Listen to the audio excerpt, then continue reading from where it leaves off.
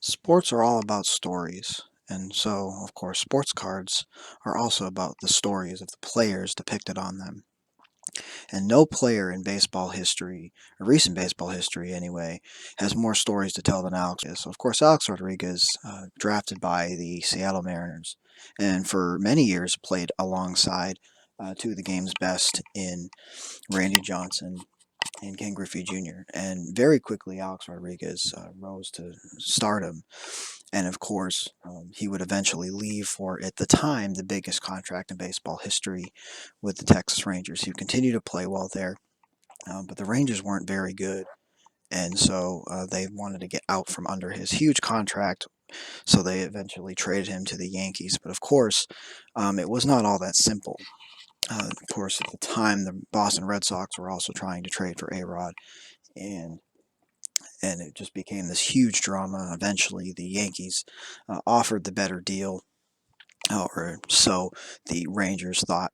There was a lot of discussion about restructuring his contract, things that A-Rod was willing to do, but things that his agent were not willing to do. So it's kind of incredible to think that A-Rod could have been with the Red Sox and not the Yankees, and of course, the stories that stemmed from his time from the Yankees are quite interesting. But anyway, today we're talking about his 1994 SP rookie card. And so the reason that this card, the reason we're talking about this card today is this card, it's always been pretty valuable. But after his involvement with steroids and all of that, missing an entire year with a performance enhancing drugs suspension, a lot of his collectors kind of ditched him, and this card used to be worth so much money, a lot more than it is now. But of course, in this sports card revival, we have been noticing that baseball cards haven't quite caught up to the football and the basketball cards. But recently, Alex Rodriguez's cards have been going up. This was a card that was selling for $300 not that long ago, and now it's selling for over $400. And there's actually been some listed on eBay for $500. So this card has nearly doubled in price. So it's starting to follow the same trend as everything else. So there's been news that the baseball season will get started possibly on July 1st. And so, interest in baseball cards has certainly been coming back. But the reason I specifically want to talk about A-Rod today is not just about the fact that his card is almost, this card is almost doubled. If we take a look at the population for this card, um, you look at how many are graded. There's 15,513 of this graded, but only 1,528 nine. So only about 10% of these cards have been graded PSA 9. So that's pretty staggering. And there's only a total of 58 of these that have been graded PSA 10. So they're wildly expensive. I can't even tell you what those are, worth right now. The vast majority, I think maybe about 60% of them have been graded a PSA 8. So PSA 8s are what you're typically going to find for sale. So when you do see a 9, I mean, that is still quite a high population, 1,528. But when you consider, the amount of stories that A-Rod has to tell, and then you take a look at his numbers. I mean, his career numbers are unbelievable. So, whether or not you consider these numbers, greatly inflated by his use of steroids, I mean, you can't deny what he did in the game. 696 career home runs. So he was only four shy of 700 had he not missed that year due to suspension and not dealt with some injuries around that same time. There's a strong chance that he would have been well over 700 home runs. Much like Ken Griffey Jr., a lot of people thought that he was going to end up challenging the all-time home run record, and he almost did. And of course, he actually, I believe, had clauses in his contract that would pay him substantial bonuses for reaching certain milestones with home runs. And so, of course, he never did hit that 700th home run, which is funny because, if you think if he did hit that 700th home run, it would mean a lot. I mean, even with all of the steroid talk. Of course, he came back after the year off and played very well. Three-time MVP, 14-time All-Star, two-time Gold Glove winner, 10-time Silver Slugger, and a batting title, and three-time Major League Player of the Year.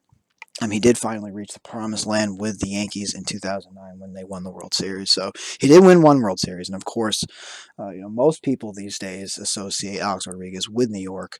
Of course, he began with the Mariners and then went to the Rangers and then went to New York.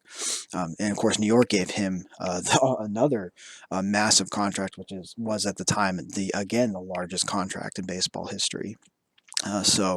But he deserved it. I mean, there's absolutely no question about it that he did actually deserve the recognition.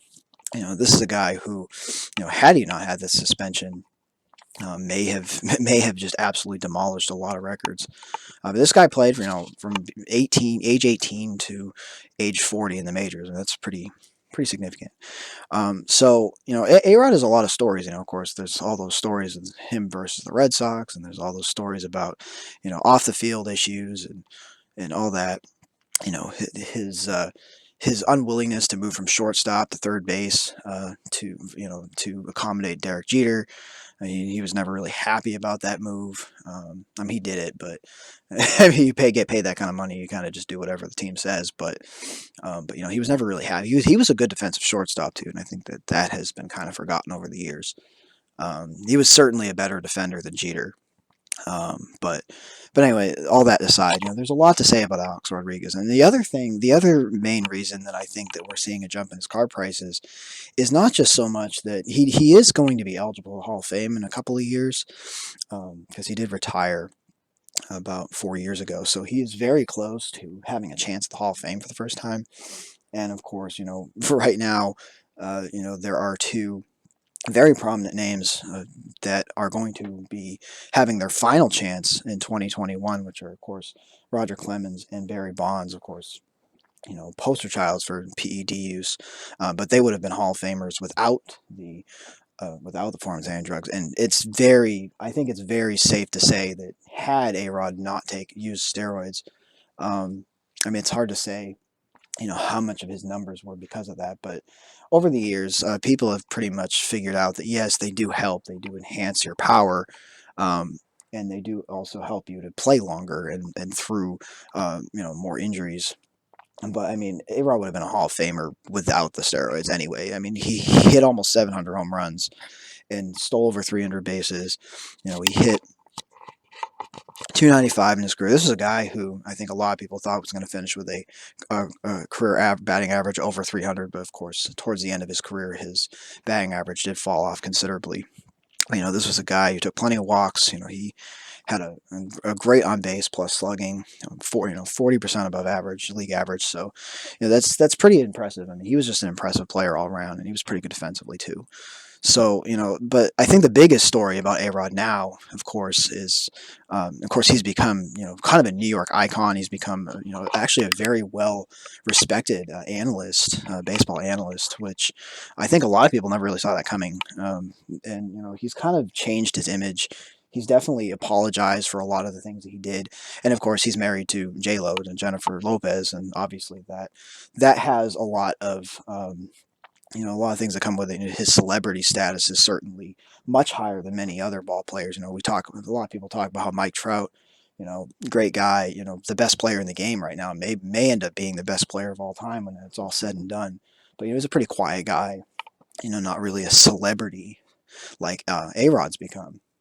And so, and one thing about celebrity is that, once you kind of cross from just being a sports legend into a celebrity, it does a lot for your card prices. We've seen this be true with, Shaquille O'Neal and some other guys. Of course, Michael Jordan. Of course, Michael Jordan, being the greatest of all time, LeBron James, guys like that. And baseball doesn't really have a lot of those legends these days. Of course, we all remember, Babe Ruth and Ted Williams and all those guys. But A-Rod, to me, he really stands out because he came up as this kid, kind of like Ken Griffey Jr. did.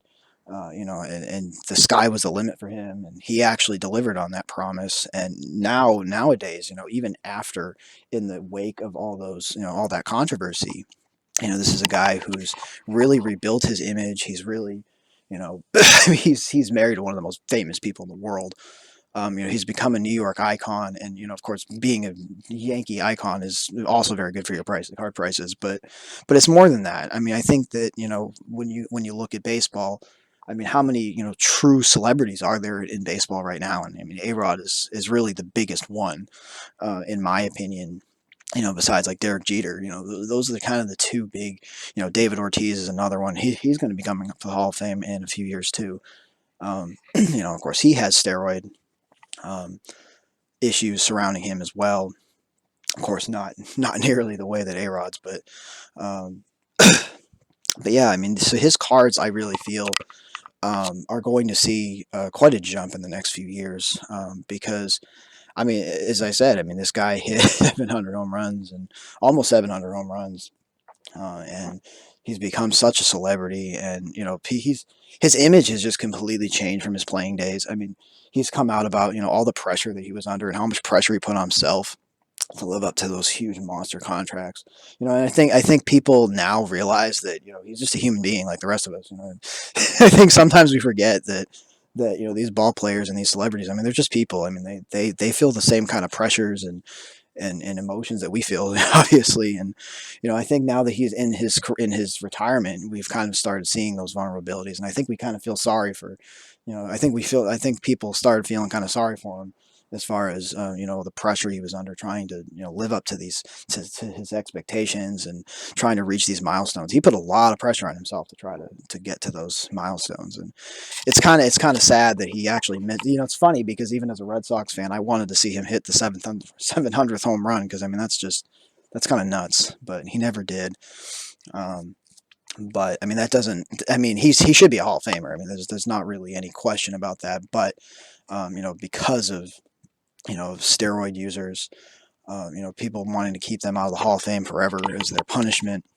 I think that things are changing. I think the big question is, are we going to see Barry Bonds and Roger Clemens or Roger Clemens get into the Hall of Fame this year? And I think that if one or both gets in the Hall of Fame, which I can't see them really not, it's a pretty weak class. I mean, Kurt Schilling should be a shoe-in at this point. Um, but those are the only three big names, and the next year is going to, the next year after that's going to be A Rod. So it's going to be interesting. So obviously, if he gets in the Hall of Fame, I think there's certainly going to be a huge, massive spike in his card prices. But even if he doesn't get in his first chance, I think that there's a strong chance he will get in there eventually. I mean, he'll have 10 years to get in, so I'm sure he'll get in there eventually. So I think right now, if you're looking to get into a guy whose card prices are still pretty reasonable compared to everyone else's, A-Rods are pretty cheap. I mean, this card could be $1,000. I mean, there's no doubt about that. Again, so yeah, definitely keep an eye on this card, and A-Rod cards in general. We will be back with more market reports. Happy collecting, everyone.